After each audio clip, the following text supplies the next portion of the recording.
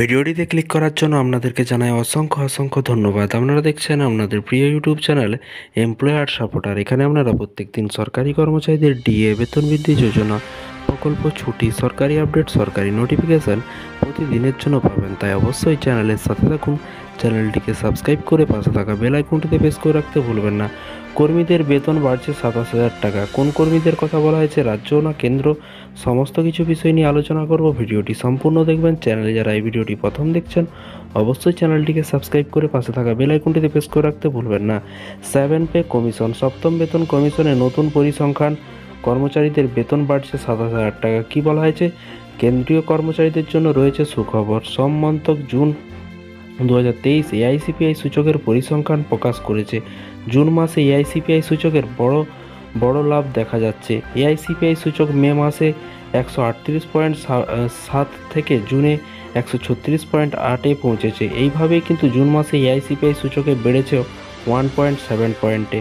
এবং এখানে বলা হয়েছে মে মাসের তথ্য অনুযায়ী কিন্তু মোট ডিএ বৃদ্ধি স্কোর ছিল 45.58%, যা জুনে বেড়ে হয়েছে কিন্তু 46.24%। এরপর এখন প্রায় সিদ্ধান্ত নেওয়া হয়েছে যে কেন্দ্রীয় কর্মচারীদের মহার্ঘ ভাতা 4% বাড়বে।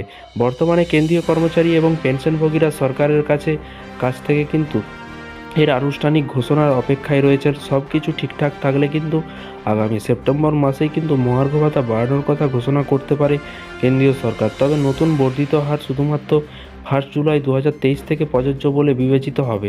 তো তারপরে দেখুন, এখানে বলা হয়েছে বর্তমানে কেন্দ্রীয় কর্মচারীরা 42% হারে মহার্ঘ ভাতা বা সপ্তম বেতন কমিশনের ডিএ বৃদ্ধি ভাতা পাচ্ছেন এবং মহার্ঘ ভাতা 4% বাড়ানো হলে তা বেড়ে দাঁড়াবে 46%। কেন্দ্রীয় কর্মচারীদের বেতন বার্ষিক 8,640 টাকা থেকে বেড়ে কিন্তু 27,312 টাকা হওয়ার সম্ভাবনা রয়েছে। মাসিক বৃদ্ধির কথা বললে এটি 720 টাকা থেকে 2,277 টাকা পর্যন্ত হতে পারে। এর ফলে কেন্দ্রের 1 কোটিরও বেশি কেন্দ্রীয় কর্মচারী এবং পেনশনভোগীরা সরাসরি কিন্তু উপকৃত হবেন। তো ফ্রেন্ডস, বিষয়টি বুঝতে পারলেন। এই ছিল আজকে একটি ছোট্ট আপডেট। এই ধরনের সরকারি কর্মচারীদের আপডেট পাওয়ার জন্য অবশ্যই চ্যানেলটিকে সাবস্ক্রাইব করে রাখবেন। ভালো থাকবেন, সুস্থ থাকবেন এবং নিজের খেয়াল রাখবেন। Thank you.